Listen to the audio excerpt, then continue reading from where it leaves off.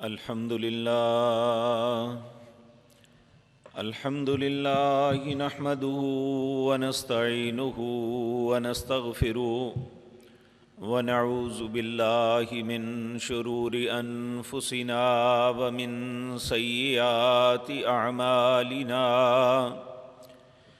من يهده الله فلا مضل له ومن يضلل فلا هادي له وأشهد أن لا إله إلا الله وحده لا شريك له وأشهد أن محمدًا عبده ورسوله أما بعد فإن خير الحديث كتاب الله وخير الهدي هدي محمد صلى الله عليه وسلم وشر الأمور محدثاتها وكل محدثة بدعة وكل بدعة ضلالة وكل ضلالة في النار رب اشرح لي صدري ويسر لي أمري واحلل عقدة من لساني يفقهوا قولي اللهم انفعنا بما علمتنا وعلمنا ما ينفعنا وزدنا علما رب أوزعني أن أشكر نعمتك التي أنعمت علي وعلى والدي وأن أعمل صالحا ترضاه وأصلح لي في ذريتي إني تبت إليك وإني من المسلمين أعوذ بالله السميع العليم من الشيطان الرجيم بسم الله الرحمن الرحيم يا أيها الذين آمنوا لا تحرموا طيبات ما أحل الله لكم ولا تعتدوا إن الله لا يحب المعتدين وكلوا مما رزقكم الله حلالا طيبا واتقوا الله الذي أنتم به مؤمنون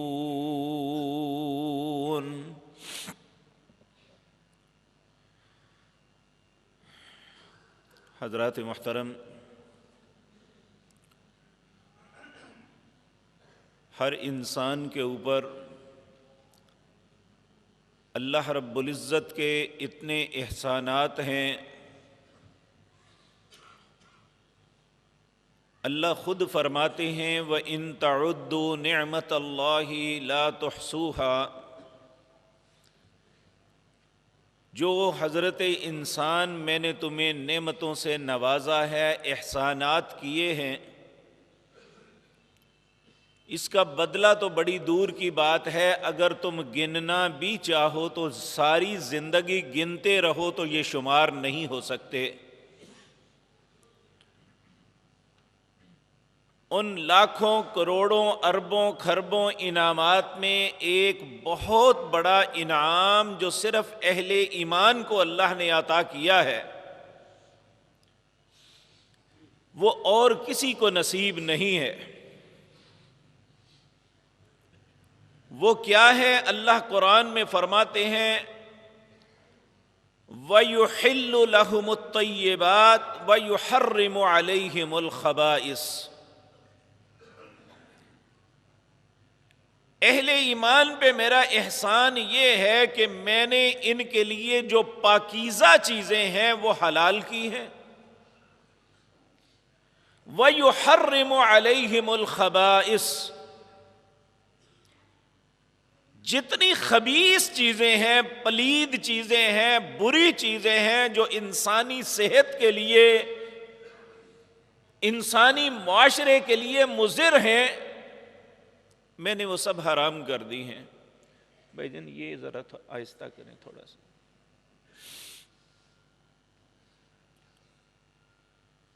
تو میرے عزیز بھائیوں، بعض اوقات ہوتا ہے کہ انسان جلد بازی کرتے ہوئے کہتا ہے کہ ہم پہ یہ پابندی کیوں ہے؟ ہمیں کیوں کہا گیا ہے یہ کھاؤ یہ نہ کھاؤ؟ لیکن وقت، تجربات یہ چیز انسان کو بتاتے ہیں کہ جو اللہ نے ہمیں کھانے کا حکم دیا ہے اور جس سے منع کیا ہے اس میں حکمت کیا ہے۔ اور یہ صرف آج ہی نہیں، ہزاروں مرتبہ اس کے تجربات لوگوں کے سامنے آئے ہیں۔ آج دنیا ایک بہت بڑے کرب میں مبتلا ہو چکی ہے، وہ ہے کرونا نامی وائرس۔ یہ کیوں ہوا؟ سب سے پہلے چند دن، جس دن یہ آیا ہی تھا اسی دن مصر کے ایک ڈاکٹر نے ایک سپیچ کی تھی۔ اس نے دنیا کے لوگوں کو یہ بات بتلائی تھی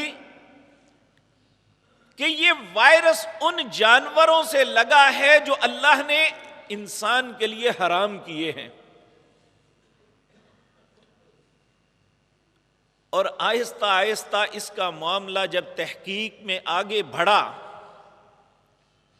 تو آج وہ غیر مسلمان اسکالر، وہ ریسرچر اس بات سے اتفاق کر رہے ہیں کہ یہ چوہے کھانے سے، سانپ کھانے سے، مگرمچھ کا گوشت کھانے سے، مینڈک کھانے سے، یہ وہ ساری چیزیں ہیں وَيُحَرِّمُ عَلَيْهِمُ الْخَبَائِثَ،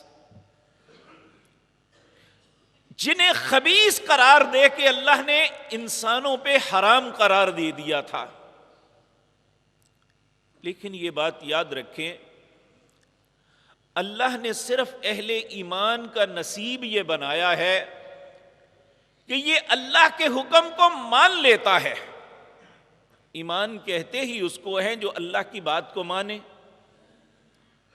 تو اہل ایمان پہ یہ اللہ کا احسان ہے کہ ان کے دل میں اللہ ایمان کی محبت ڈال دیتا ہے، اور کفر، انکار جو ہے اس کی نفرت ڈالتا ہے۔ آپ دیکھیں، ہم میں سے کسی شخص کو بتا کے کہا جائے گا کہ کتا کھا لو، کوئی نہیں کھائے گا، لیکن ایک کافر کتے کو ہاتھ سے مار کے اسے کھائے گا اور مزے لے کے کھائے گا۔ تو آج دنیا میں یہ بات آشکارا ہو رہی ہے کہ جو چیزیں اللہ نے خبیث قرار دی ہیں ان کے متعلق غیر مسلمان بھی آج یہ ماننے پہ مجبور ہیں کہ یہ انسانی صحت کے لیے مضر ہے۔ پوری عیسائی دنیا، یہود کے علاوہ دنیا کا ہر مذہب اس مسلمانوں کے علاوہ خنزیر کا گوشت رغبت سے کھاتا ہے، اور خود دنیا کے جو غیر جانبدار ذہن ہیں وہ جب بعض موذی بیماریوں کو پکڑتے ہیں تو انہیں کہتے ہیں کہ تم یہ نہ کھایا کرو، تمہاری بیماری کا سبب یہ حرام خوری ہے۔ تو میرے عزیز بھائیوں، آج مجھے اور آپ کو یہ بات ذہن میں رکھنی چاہیے کہ ہم اللہ کا اس بات پہ شکر ادا کریں، الحمدللہ الذی، تمام تعریفیں اس کے لیے ہیں جس نے ہمیں بنعمت الاسلام، اسلام کی نعمت سے نوازا ہے، جس اسلام کی وجہ سے ہم حلال رستے کو اپناتے ہیں، جن اسلام کی وجہ سے ہم طیبات کو کھاتے ہیں۔ اور اگر یہ اسلام کی نعمت ہمارے پاس نہ ہوتی تو کیا دنیا کے لوگ جو کچھ کر رہے ہیں، جو کچھ کھا رہے ہیں، جو کچھ پی رہے ہیں، ہم بھی اسی رستے پہ ہوتے؟ ان کی ایجوکیشن، ان کی تعلیم، ان کی ترقی، ان کے مالداری اور دنیا میں ان کی اپروچ نے انہیں یہ سبق نہیں دیا کہ تم خبائث کو چھوڑ دو۔ وہ جاننے کے باوجود اس گڑھے میں جا رہے ہیں۔ اور میرے عزیز بھائیو، اس سے بڑھ کے ایک بات، یہ کرونا وائرس اتنی تیزی سے پھیلتا ہے، کہتے ہیں صرف ایک سانس دوسرے کے ناک میں چلا جائے تو وہ شخص اس بیماری کا شکار ہو جاتا ہے۔ اب یہاں مزے کی بات یہ ہے کہ ایک شخص نے یہ کہا کہ مسلمان اس سے محفوظ رہیں گے، لیکن صرف وہ مسلمان جو اللہ کی اطاعت میں سارا دن گزارتے ہیں۔ کہا جو شخص دن میں 3 مرتبہ کم از کم حلق میں پانی ڈال کے صاف کر لیتا ہے، ناک میں پانی ڈال کے ناک کو صاف کر لیتا ہے، وہ اس وائرس سے ویسے ہی محفوظ ہو جاتا ہے، بے شک اس کے ناک نے اس وائرس کو سونگھ لیا ہے۔ اور ایک مسلمان، میں مسلمان کی بات کر رہا ہوں، دن میں 5 مرتبہ وضو کرتا ہے تو سب سے پہلے وہ کلی کرتا ہے، اس میں اس کی کوشش ہوتی ہے میں انگلی ڈال کے حلق سے جو کوئی غلاظت ہے باہر نکال دوں، یہ حکم ہے رسول اللہ کا صلی اللہ علیہ وسلم۔ اور وہ ناک میں پانی ڈال کے وہ اپنے ناک کو صاف کرتا ہے، تو دیکھیں اللہ کا کتنا بڑا احسان ہے کہ ہم اللہ کی اطاعت میں یہ سب کچھ کر رہے ہیں، اللہ اس کی وجہ سے ہمیں بیماریوں سے بچا رہے ہیں۔ اور پھر یہ وضو جو ہے، پیارے نبی جناب محمد الرسول اللہ نے فرمایا صلی اللہ علیہ وسلم، جب ایک آدمی ہاتھ کو دھوتا ہے، جب ہاتھ پانی سے دھو کے اس کی غلاظت، اس کی میل کچیل صاف کر کے نکلتی ہے، وہ آخری قطرہ گرتا ہے تو جو ہاتھ سے کوتاہیاں ہوئی ہوتی ہیں اللہ وہ معاف کر دیتے ہیں۔ جب وہ منہ میں کلی کرتا ہے تو وہ کلی کا پانی کا آخری قطرہ باہر گرتا ہے تو اس کے گناہ زبان کے ختم ہو جاتے ہیں۔ اسی طرح علی ھذا القیاس ایک تو گناہوں کی پاکیزگی کا سبب بنتا ہے، اور دوسرا آج دنیا چیخ چیخ کے کہہ رہی ہے کہ تمہارے لیے یہ جو کام ہے خیر کا سبب ہے،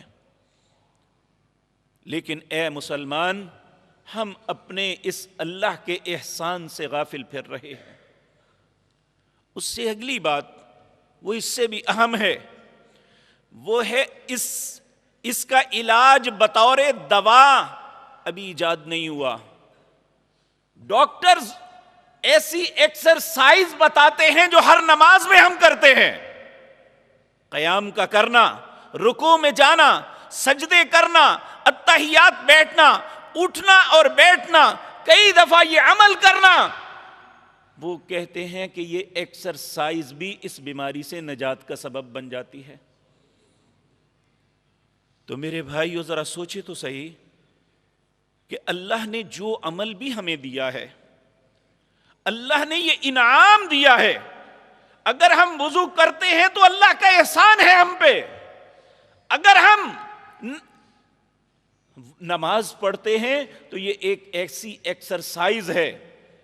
یہ میں بات عرض کر دوں، ہمارے بعض بزرگ ڈاکٹرز کے کہنے پہ کمر کی تھوڑی سی تکلیف کی وجہ سے بیٹھ جاتے ہیں، لیکن آج جدید ریسرچ یہ ہے کہ جب انسان رکوع اور سجود کرتا ہے اور کمر کی ڈسکیں جس پوزیشن پہ آتی ہیں، اگر ان میں تھوڑی سی غلطی بھی ہو، ان میں نقصان بھی ہو، تو اس ایکسرسائز کی وجہ سے اللہ انہیں اپنی جگہ پہ لے آتا ہے۔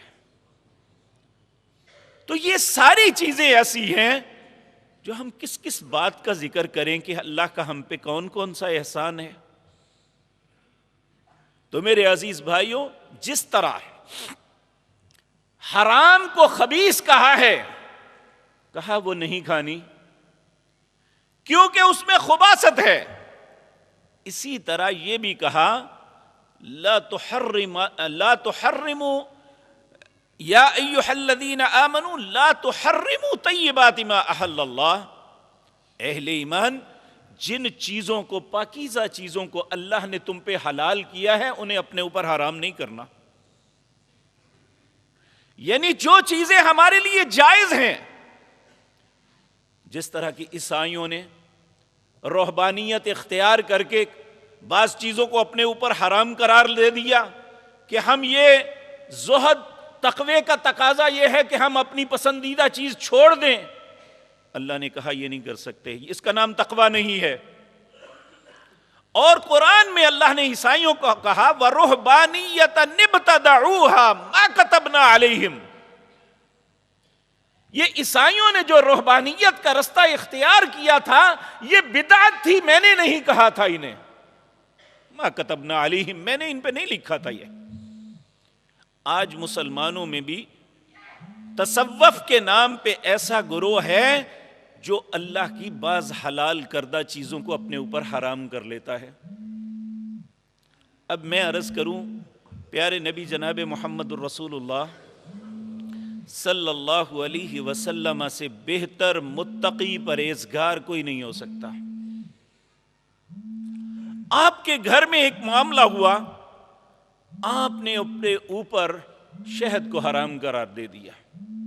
کہا اس کی وجہ بنی یہ کہ آپ کی ازواج میں سے بعض نے کہا آپ کے منہ سے اسمیل آتی ہے. نبی کریم صلی اللہ علیہ وسلم اس کائنات کے سب سے نظیف انسان تھے. آپ کو یہ بات بڑی ناگوار گزری, آپ نے فرمایا آج کے بعد شہد نہیں کھاؤں گا. قسم اٹھا لی. تو اللہ رب العزت کو یہ بات پسند نہ آئی کہ میں نے حلال کیا ہوا ہے, آپ نے اس بات کی پہ تحقیق نہیں فرمائی اور اپنے اوپر حرام کر لیا. اللہ نے پوری سورت نازل کر دی. 28واں پارہ ہے, اس کی آخری سورت سورۃ التحریم. اللہ فرماتے ہیں یا ایھا النبی لم تحرم ما احل اللہ. اے نبی, جس چیز کو میں نے حلال کیا ہے آپ اپنے اوپر کیسے حرام کر سکتے ہیں؟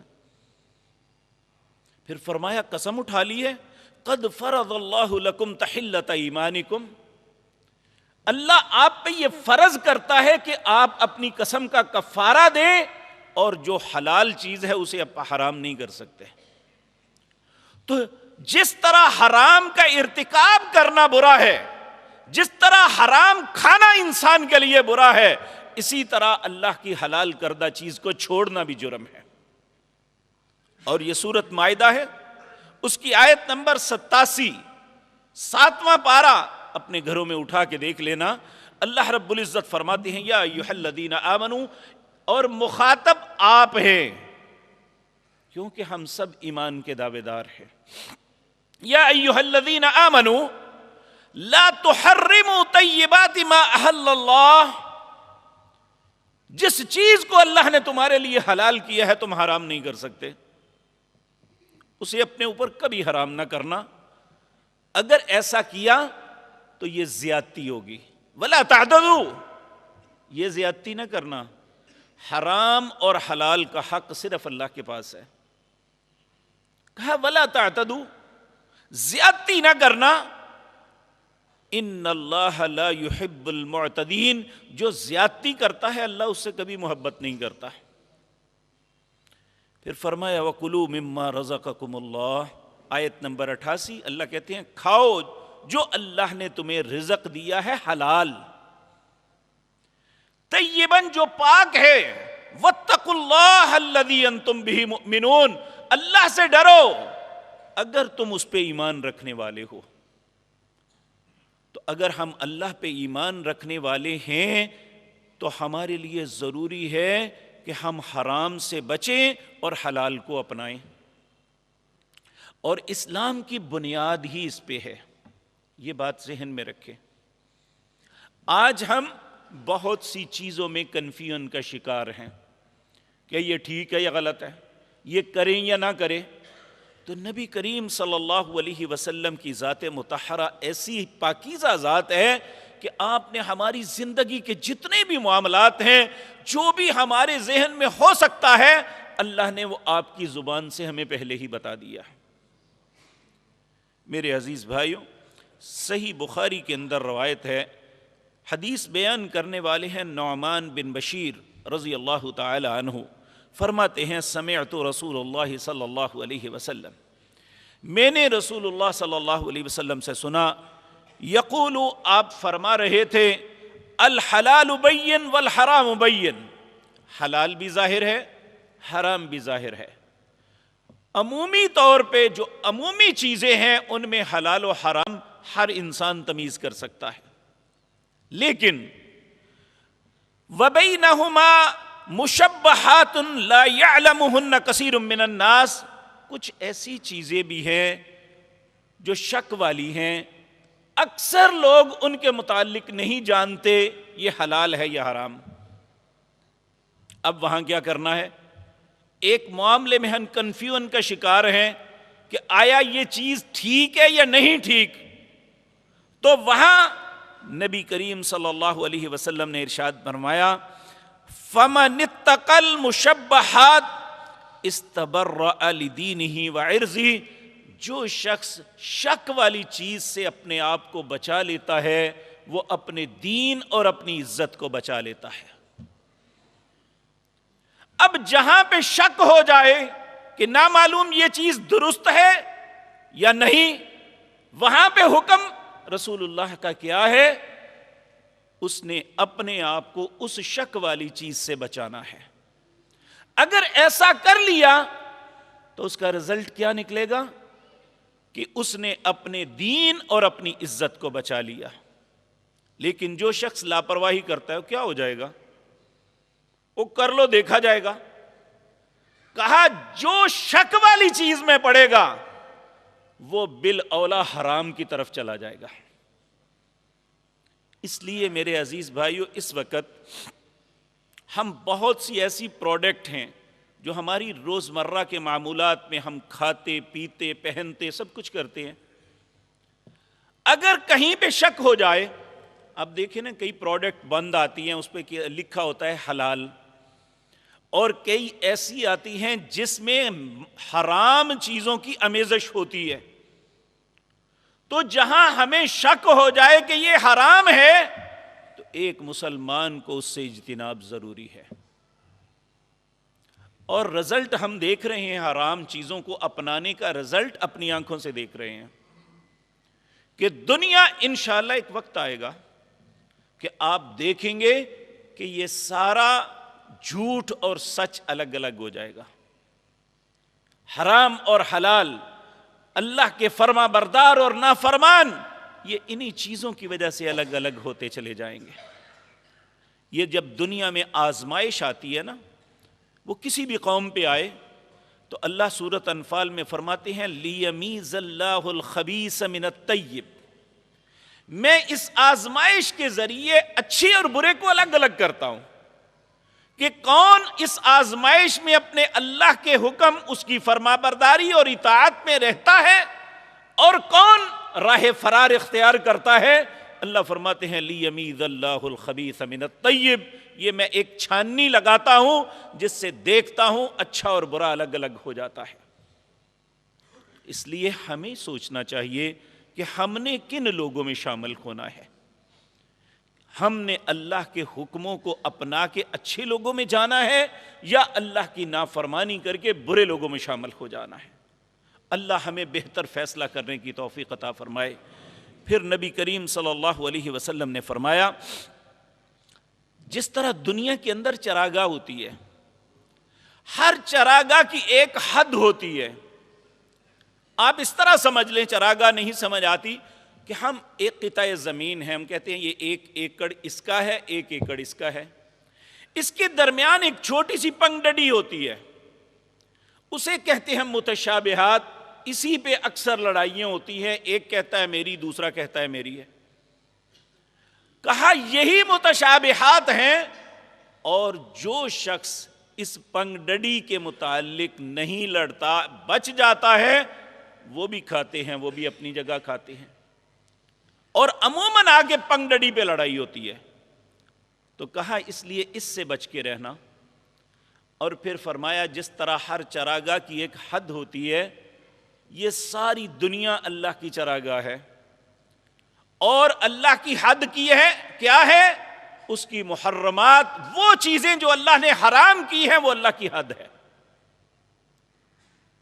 اللہ رب العزت کہتے ہیں وَمَن يَتَعَدَّ حُدُودُ اللَّهِ فَقَدْ ظَلَمَ نَفْسَهُ، ہم حرام کھا کے، حرام لے کے، حرام پہن کے یہ مت سمجھیں کہ ہم نے مارکا مارا ہے، ہم نے اللہ کی حدود کو توڑا ہے اور یہ اللہ کا کچھ نہیں بگڑے گا، اپنی جان پہ ظلم کر رہے ہیں۔ جو بھی کرے، ممبر پہ کھڑا ہو کے مولوی کرے، یا عدالت میں بیٹھا ہوا جج کرے، تھانے میں بیٹھا ہوا پولیس کا آفیسر کرے، یا ایک سپاہی کرے، حکومت میں بیٹھا ہوا صدر مملکت یا وزیر اعظم کرے، جو بھی کرے گا فقد ظلم نفسہ، کسی کا کچھ نہیں بگڑے گا، اس نے اپنی جان پہ خود ظلم کیا ہے۔ جو اللہ کی حد کو توڑے گا، اس لیے اللہ نبی کریم صلی اللہ علیہ وسلم آپ نے لوگوں کو وصیت کی، مشورہ دیا، انہیں خیر کی بات بتلائی۔ اللہ ہمارے نبی پہ ہزاروں درود و سلام بھیجے، جنہوں نے ہر خیر کی بات ہمیں بتائی، ہر شر سے بچنے کا ہمیں رستہ دیا۔ پیارے نبی صلی اللہ علیہ وسلم فرماتے ہیں، اتق المحارم تکن اعبد الناس، حرام چیزوں سے بچنا ہی اللہ کی عبادت کا ایک حصہ ہے۔ صرف نماز عبادت نہیں ہے، صرف روزہ عبادت نہیں ہے، اس میں کوئی شک نہیں، یہ بہترین عبادات ہیں۔ زکوٰۃ دینا، حج کرنا یہی عبادت نہیں ہے، یہ بھی ایک عبادت ہے کہ اللہ نے ایک چیز کو حرام کیا ہے، انسان اپنے آپ کو اس سے بچا لے۔ یہ پیارے نبی جناب محمد الرسول اللہ نے فرمایا۔ کیوں عبادت ہے؟ اس لیے نبی مکرم جناب محمد الرسول اللہ صلی اللہ علیہ وسلم نے فرمایا کہ یہ جو حلال لینا ہے اور حرام سے بچنا ہے، یہ انحصار ہے تمہاری عبادات کی قبولیت کا۔ جب حرام انسان کھا لیتا ہے، وہ کوئی حرام جانور ہے، وہ حرام طریقہ کی یعنی روزی ہے، وہ رشوت ہے، وہ سود ہے، یا کسی کو دھوکہ دہی کر کے اس کا مال لیا گیا ہے، کہا صرف ایک لقمہ جس نے حرام کھایا 40 دن تک اس کی عبادت اللہ قبول نہیں کرتے۔ اب اس وقت تو شاید سوال پیدا ہوتا 40 دن ہی کیوں؟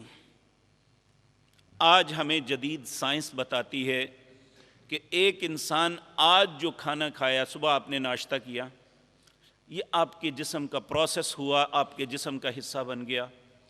اب یہ 40 دن تک اس کی جو قوت طاقت بنی، آپ کا جسم کا حصہ بنی، وہ آپ کے جسم میں رہے گی۔ جب 40 دن گزر جائیں گے، آج کا کھایا ہوا ڈیزارو ہو جائے گا، آنے والے دن کا آگے شروع ہو جائے گا۔ اب دیکھیں نا، بعض اوقات کسی بیماری کی وجہ سے انسان کھانا چھوڑتا ہے تو وہ کمزور سے کمزور تر ہوتا چلا جاتا ہے۔ کیوں؟ کہ اس کی انرجی تو ویسٹ ہو رہی ہے، لیکن اسے انرجی مل نہیں رہی۔ تو یہ جو تسلسل ہے کھانا اور روزانہ کی بنیاد پہ انرجی لینا، یہ انسان کے جسم کا حصہ بنتا ہے۔ نبی کریم صلی اللہ علیہ وسلم کے سب سے پیارے ساتھی سیدنا ابو بکر صدیق رضی اللہ تعالی عنہ، آپ نے اپنے ایک غلام سے مکاتبت کی۔ مکاتبت یہ ہوتا ہے کہ غلام کہتا ہے کہ میں مزدوری کر کے پیسے اکٹھے کر کے آپ کو دے دوں گا، جب آپ کا اور میرا طے ہوا کیا ہوا مول پورا ہو جائے تو آپ مجھے آزاد کر دیں۔ سیدنا ابو بکر نے کہا ٹھیک ہے، تم جاؤ مزدوری کرو، روزانہ اجرت لا کے مجھے دے دیا کرو۔ وہ روزانہ آتا، حضرت ابو بکر پہلے پوچھتے کہاں سے لائے ہو، وہ بتاتا، پھر آپ اسے لیتے اور لکھ لیتے کہ اتنے پیسے اس کی طرف سے آ گئے ہیں۔ ایک دن وہ کھجوریں تھوڑی سی لے آیا، مغرب کا وقت تھا، جب وہ کھجوریں دے رہا تھا ادھر اذان ہو گئی تو آپ نے روزہ رکھا ہوا تھا۔ آپ نے وہ کھجور پکڑ کے اپنے منہ میں ڈال لی، روزہ افطار کر لیا۔ پھر ذہن میں خیال آیا میں نے تو اس سے پوچھا ہی نہیں یہ کہاں سے لائے ہو۔ جب پوچھا تو وہ کہنے لگا کہ جاہلیت میں نے کہانت کی تھی۔ کہانت کہتے ہیں یہ نجومی جو غیب کی خبریں بتاتے ہیں۔ کہنے لگا جاہلیت میں نے کہانت کی تھی، اللہ کی شان کہ وہ بات پوری ہوگی، اللہ میں نے جھوٹ موٹ کہا تھا، انہوں نے اس کے انعام میں مجھے یہ کھجوریں دی ہیں۔ حضرت ابو بکر نے فوراً گلے میں انگلی ڈالی اور اسے نکالنے لگے۔ اب سارے دن کی بھوک اور پیاس، ایک کھجور کیسے واپس پلٹے؟ اتنی شدید کرب میں، یعنی کھانس رہے ہیں اور بھوتے آ رہے ہیں، لیکن آپ نکالنے کی کوشش کر رہے ہیں. کسی نے کہا ابو بکر اللہ پہ رحم کرے، کیوں اپنی جان کے لالے ڈالے ہوئے ہیں؟ کہ رو پڑے، کہنے لگے کہ میں نے رسول اللہ صلی اللہ علیہ وسلم نے فرمایا جس نے ایک لقمہ حرام کھایا اور وہ اس کے جسم کا جتنا حصہ بنا، جب تک اللہ اسے جہنم میں نہیں جلائیں گے آگے نہیں چلے گا. میں نہیں چاہتا کہ میں اس حرام لقمے کی وجہ سے جہنم میں جاؤں. تو میرے عزیز بھائیو، ہمارے اسلاف کا طرز عمل تو یہ تھا کہ وہ رزق کے معاملے میں اتنے محتاط تھے. آج میں اور آپ کیوں نہیں سوچتے؟ جبکہ رزق حرام کے جو برے اثرات ہیں وہ اپنی آنکھوں سے دیکھ رہے ہیں. اللہ رب العزت فرماتے ہیں یا ایھا الذین آمنو، اے لوگو جو ایمان لائے ہو، کلوا من طیبات ما رزقناکم واشکروا للہ، اللہ کے دیے ہوئے رزق میں سے پاکیزہ چیزوں کو کھانا ہی اللہ کا شکر ہے. آپ دیکھیں ہم کھانا کھاتے ہیں اپنے جسم کی توانائی کو بحال کرنے کے لیے کھاتے ہیں. اگر یہی کھانا حلال ہو، حلال روپے سے آیا ہو، انسان بسم اللہ پڑھ کے کھاتا ہے اور جب اسے مکمل کرتا ہے کہتا ہے الحمدللہ الذی اطعمنا وسقانا وجعلنا من المسلمین. تمام تعریفیں اس اللہ کے لیے ہیں جس نے مجھے کھلایا، جس نے مجھے پلایا اور مجھے اپنا فرما بردار بنایا.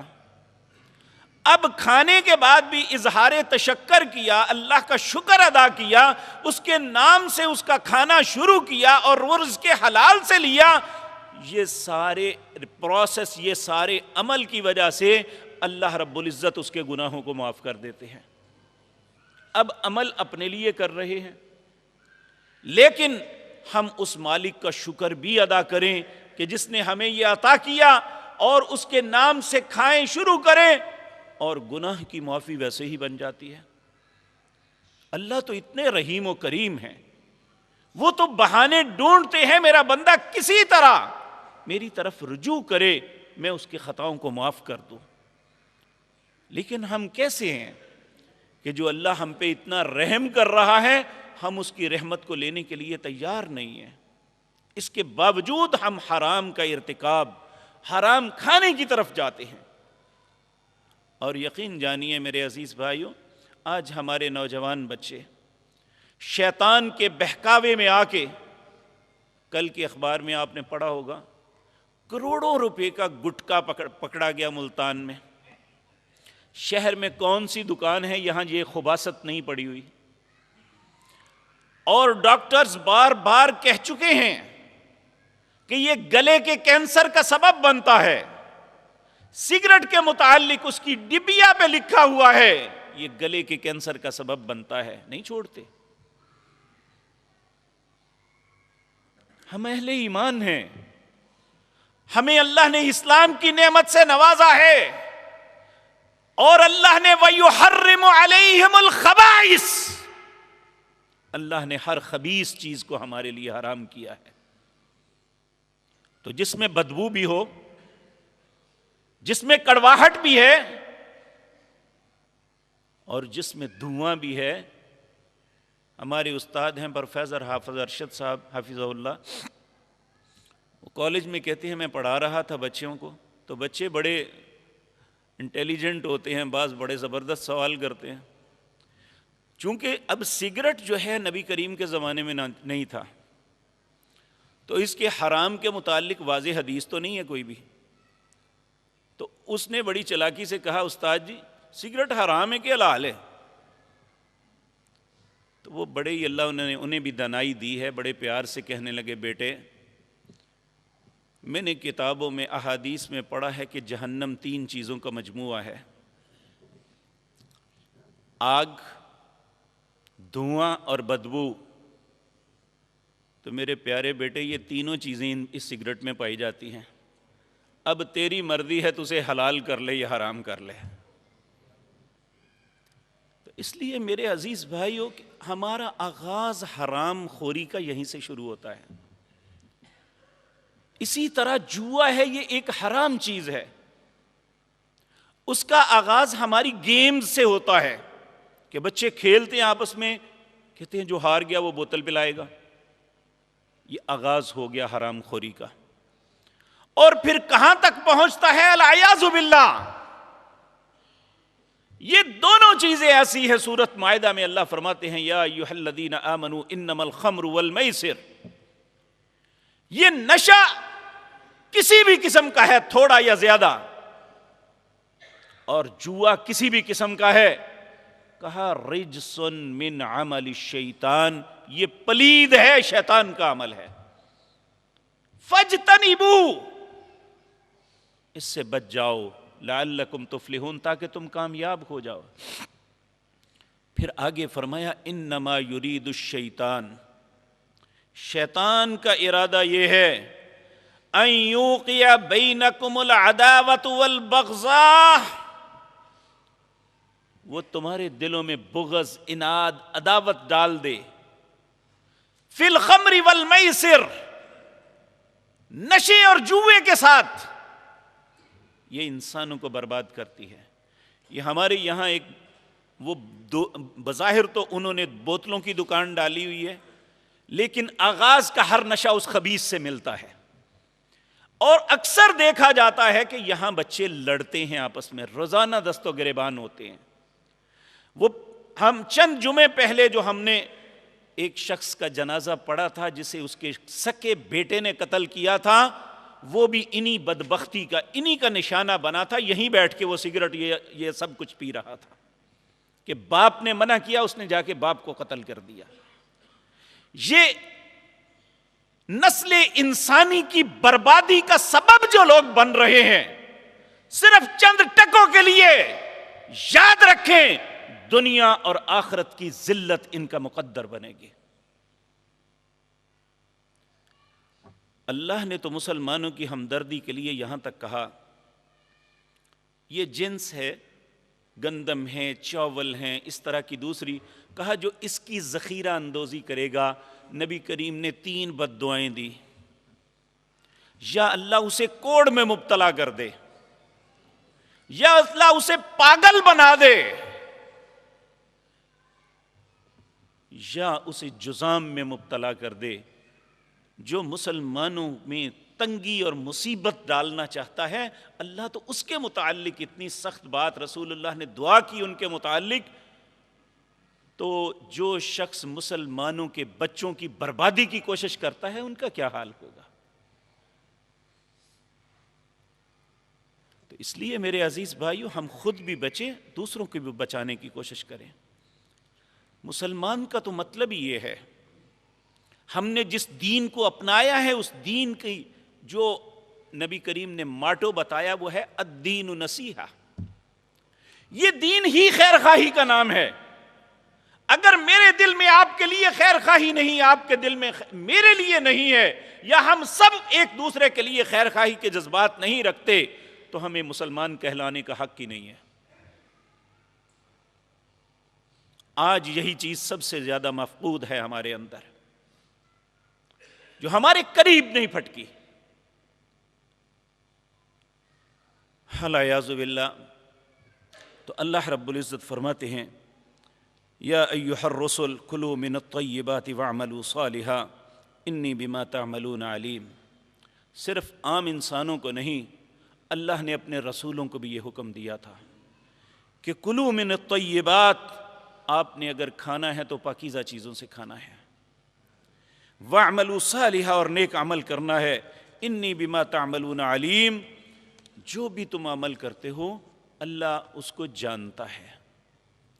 پھر اس کے بعد نبی کریم صلی اللہ علیہ وسلم نے عبادات برباد ہونا یا اللہ کا انسان کی کسی بات کی طرف توجہ نہ کرنے کا سبب بھی بیان کیا.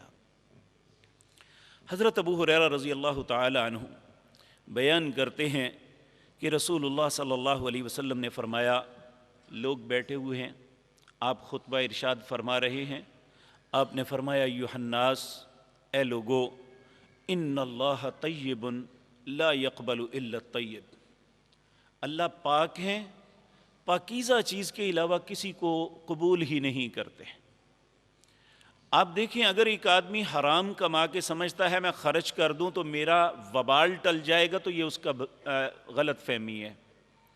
نبی کریم صلی اللہ علیہ وسلم نے فرمایا اللہ اس کے رزق وہ لے لیتے ہیں، اس کا وبال بھی نہیں ٹلتا اور اس کا رزق ضائع بھی ہو جاتا ہے، جو اس نے حرام مال اللہ کے رستے میں خرچ کیا تھا۔ تو اس لیے فرمایا ان اللہ امر المؤمنین بما امر به المرسلین، اللہ نے ایمانداروں کو بھی اسی چیز کا حکم دیا جو اللہ نے اپنے رسولوں کو حکم دیا تھا۔ پھر آپ نے فرمایا اللہ نے اپنے رسولوں کو حکم کیا دیا، جو آیت میں نے آپ کے سامنے پہلے پڑھی، سورۃ مومنون آیت نمبر 51، اللہ فرماتے ہیں یا ایھا الرسل کلوا من الطیبات واعملوا صالحا انی بما تعملون علیم۔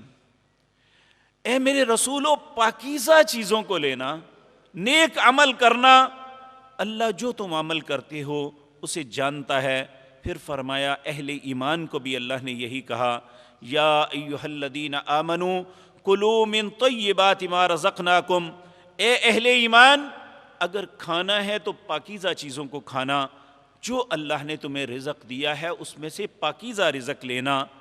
ثم ذکر الرجل یطیل السفر، پھر آپ نے ایک بندے کا، ایک مسافر کا ذکر کیا جو بڑے لمبے سفر پہ آ رہا تھا، اشعث اغبر، جس کا سر مٹی سے اٹا ہوا تھا، یمد یدیہ الی السماء، اپنے ہاتھوں کو آسمان کی طرف اٹھاتا ہے۔ نبی کریم نے فرمایا جب ایک بندہ ہاتھوں کو اٹھاتا ہے تو اللہ کو شرم آتی ہے اس کے ہاتھوں کو میں ویسے ہی خالی لٹا دوں۔ اب یہ مسافر آدمی جو انتہائی بے بسی اور بے کسی کی حالت میں ہے، جبکہ اللہ فرماتے ہیں امن یجیب المضطر اذا دعا، جب بھی کوئی تکلیف زدہ مجھ سے مانگتا ہے میں اسے تکلیف سے بھی نکالتا ہوں، وَيَكْشِفُ السُّوءَ وَيَجْعَلُكُمْ خُلَفَاءَ الْأَرْضِ، میں اسے مصیبت سے بھی نکالتا ہوں اور دنیا میں عزت بھی عطا کرتا ہوں۔ لیکن یہاں کیا ہو رہا ہے، چونکہ اس کا رزق حرام ہے، اللہ فرماتے ہیں، نبی کریم نے فرمایا یمد یدیہ الی السماء، وہ اپنے ہاتھوں کو آسمان کی طرف اٹھاتا ہے، پھر کہتا ہے یا ربی یا ربی، اے میرے رب اے میرے رب، اپنی التجا کا اظہار کرتا ہے۔ اب اس کی کیفیت کیا ہے، وَمَطْعَمُهُ حَرَامٌ وَمَشْرَبُهُ حَرَامٌ وَمَلْبَسُهُ حَرَامٌ وَغُذِيَ بِالْحَرَامِ فَأَنَّى يُسْتَجَابُ لِذَلِكَ، اس نے جو لباس پہنا ہوا ہے وہ حرام کے مال کا ہے، جو اس نے پیا ہوا ہے وہ بھی حرام تھا، جو اس نے کھایا ہوا وہ بھی حرام، اس کی غذا بھی حرام۔ فَأَنَّى يُسْتَجَابُ لِذَلِكَ، ایسے حالات میں اللہ اس کی دعا کو کیسے قبول کریں گے؟ اس لیے میرے عزیز بھائیوں، ہمارا اور رب کا کانٹیکٹ ہی اس صورت میں بن سکتا ہے جب ہم رزق حلال اور طیب کو لیں گے، جب ہم حرام کو ترک کریں گے تو پھر ہمارا اور رب کا کانٹیکٹ ہے، وگرنہ ہمارا رابطہ ڈسکنیکٹ ہے۔ اللہ ہماری بات سننا بھی پسند نہیں کرتا۔ جب ہمارا رزق حرام ہوگا اللہ ہماری بات نہیں سنیں گے۔ فَأَنَّى يُسْتَجَابُ لِذَلِكَ، پھر اللہ اس کی بات کو کیسے سنیں گے؟ وہ پکارتا رہے یا رب یا رب یا رب، فَأَنَّى يُسْتَجَابُ لِذَلِكَ، اللہ کیسے اس کی بات سنیں گا؟ اللہ ہم سب کے نصیب میں حلال کر دے۔ ایک شخص نبی کریم صلی اللہ علیہ وسلم کے پاس آیا، آ کے کہنے لگا یا رسول اللہ بڑا مقروض ہوں اور پریشان ہوں، سمجھ نہیں آتی اور وسائل بھی نہیں ہے کہ وہ قرضہ ادا کر سکوں۔ آپ نے اسے ایک دعا سکھلائی۔ اس نے پھر کہا یا رسول اللہ میرے اوپر تو اتنا قرضہ ہے جتنا پہاڑ کی یعنی ہیبت ہوتی ہے۔ آپ نے فرمایا پہاڑ جتنا بھی قرضہ ہوگا تو اللہ ادا کر دے گا، تم یہ دعا کرو۔ وہ دعا کیا تھی؟ اللہم اکفنی بحلالک عن حرامک واغننی بفضلک عمن سواک، اے اللہ تو میرے لیے حلال کافی کر دے، یعنی میں حلال پہ مطمئن ہو جاؤں، ان حرامک، تو مجھے حرام سے بچا لے، وَأَغْنِنِي بِفَضْلِكَ عَمَّنْ سِوَاكَ، اے اللہ تو اپنے فضل کے ساتھ مجھے غنی کر دے۔ اور وہ شخص کہتا ہے کہ جب میں نے اللہ سے ان کلمات کے ساتھ دعا کرنی شروع کی، پتہ نہیں اللہ نے اپنے فضل سے کہاں سے دے دیا۔ اور یقین جانیے جب اللہ عطا کرنے پہ آتا ہے کہ تو جس طرح سمندر کی لہریں آتی ہیں، آتی ہوئی نظر آتی ہیں، اسی طرح اللہ رزق دیتے ہوئے ایسے ہی عطا کرتا ہے۔ لیکن جب وہ ناراض ہو کے چھیننے پہ آتا ہے تو لہر کو واپس جاتے ہوئے کبھی کسی نے نہیں دیکھا۔ تو اس لیے ہمیں یہ بات یاد رکھ لینی چاہیے، ان اللہ هو الرزاق ذو القوۃ المتین، رزق اللہ دیتا ہے، اس کی کمانڈ اینڈ کنٹرول بھی اس کے ہاتھ میں ہے۔ ان اللہ یبسط الرزق لمن یشاء ویقدر، یہ اس کی مرضی ہے کسی پہ کم کر دے یا زیادہ کر دے۔ ہم حلال کو چھوڑ کے حرام رستے پہ پڑ کے اپنے رزق کو بڑھا نہیں سکتے۔ تاریخ میں ایک بڑا عجیب و غریب واقعہ ہے، میں عرض کر کے بات ختم کرتا ہوں۔ سیدنا علی رضی اللہ تعالی عنہ کوفہ میں ایک دن آپ کے ذہن میں آیا کہ بازار کے حالات معلوم کریں۔ جو اللہ کے رسول کے خلفاء تھے، اللہ ان کی قبروں کو نور سے بھر دے، ہمیشہ لوگوں کی خیر کا سوچا کرتے تھے۔ آج ریاست مدینہ کا نام لے کے لوگوں پہ ظلم کرتے ہوئے اس بے حیا کو شرم نہیں آتی، پھر کہتے ہیں مہنگائی کیوں ہو گئی ہے۔ سارے دنیا کے منبع تم بند کر دو اور پھر پوچھو کہ مہنگائی کیوں ہوئی ہے، لوگ کیوں تڑپتے ہیں، کیوں چیختے ہیں۔ وہ لوگ ایسے تھے کہ وہ بازاروں میں جا کے معلوم کرتے تھے کہ لوگوں کو پہ تنگی تو سختی تو نہیں ہے۔ یہ ریاست مدینہ تھی۔ اب ریاست مدینہ کا والی سیدنا علی رضی اللہ تعالی عنہ، آپ بازار میں داخل ہونے سے پہلے ایک مزدور کو بلایا، ادھر آؤ، یہ میری سواری پکڑ کے بیٹھو، میں اس کی اجرت تمہیں دوں گا، بازار کے حالات معلوم کر کے آ کے۔ سیدنا علی بازار چلے جاتے ہیں اور بازار میں لوگوں سے باتیں کرتے، معاملات دیکھتے، کافی دیر ہو گئی، بہت زیادہ وقت لگ گیا۔ اب سیدنا علی واپس آ رہے ہیں تو ذہن میں سوچ رہے ہیں کہ اس مزدور کو میں نے اونٹ اس کا خیال رکھنے کے لیے بٹھایا تھا، اتنی وقت ہو گیا، اس کی 3 درہم اجرت بنتی ہے، میں اسے 3 درہم عطا کروں گا۔ ہمارے حکمران یہ ریڑی والوں سے بھی کھا لیں تو حق سمجھتے ہیں کہ ان کا حق مار لیں، اور امیر المومنین سیدنا علی رضی اللہ تعالی عنہ پہلے خلفاء کے مقابلے میں ان کا دور خلافت وہ اتنا اطمینان بخش نہیں تھا، اس میں بہت زیادہ فتنے تھے۔ اس کے باوجود سیدنا علی لوگوں کے لیے کتنی خیر خواہی اپنے دل میں رکھتے تھے۔ کہنے لگے میں 3 درہم اسے دوں گا۔ جب واپس آئے تو دیکھا اونٹ کی مہار اتار کے وہ مزدور غائب ہے اور اونٹ پھر رہا ہے۔ آپ پھر واپس بازار آئے کہ چلو میں مہار خرید کے لا کے اسے مہار ڈال کے چلتا ہوں۔ اللہ نے میرے اور آپ کے لیے ایک سبق بنانا تھا شاید۔ جس دکان پہ گئے قدرتی بات ہے وہی مہار اس دکان پہ پڑی ہوئی ہے۔ آپ نے اس سے پوچھا مہار ہے؟ اس نے کہا ہے۔ اس نے آگے رکھ دی۔ آپ نے فرمایا یہ کہاں سے لی ہے تم نے؟ کہنے لگے امیر المومنین چند لمحے پہلے ایک شخص میرے پاس آیا، 3 درہم میں یہ مہار بیچ کے چلا گیا ہے۔ اب آپ تصور فرمائیں کہ اس کے مقدر میں کتنا تھا؟ 3 درہم۔ اگر وہ چند لمحے صبر کر لیتا تو حلال، اس نے صبر نہ کیا تو درہم 3 ہی ملے لیکن حرام لے کے چلا گیا۔ تو اس لیے جو اللہ نے ہمارے مقدر میں لکھا ہے مل وہ جانا ہے انشاءاللہ۔ اگر ہم تھوڑا سا صبر کر لیں گے تو وہ حلال طریقے سے مل جائے گا۔ تو اگر ہم بے صبری کریں گے تو حرام لے کے اپنے لیے جہنم کے رستے کو آسان کر لیں گے، جنت کے رستے کو مشکل بنا لیں گے، تو کسی کا کچھ نہیں جائے گا۔ وَمَن يَتَعَدَّ حُدُودَ اللَّهِ فَقَدْ ظَلَمَ نَفْسَهُ، جو بھی اللہ کی حدوں کو توڑتا ہے وہ اپنی جان کے ساتھ ظلم کرتا ہے۔ اللہ یہ باتیں مجھے اور آپ کو سمجھنے کی توفیق عطا فرمائے۔ اللہ زندگی بھر رزق حلال نصیب فرمائے۔ اللہ ہم سب کو رزق حرام سے محفوظ رکھے۔ یہی قوموں کی اصلاح، قوموں کی خیر، قوموں کی ترقی کا رستہ ہے۔ اللہ رب العزت اسی رستے پہ ہمیں لے جائے جو ہمیں دنیا اور آخرت کی خیر اور بھلائی عطا فرمائے۔ اقول قولی ھذا واستغفر اللہ۔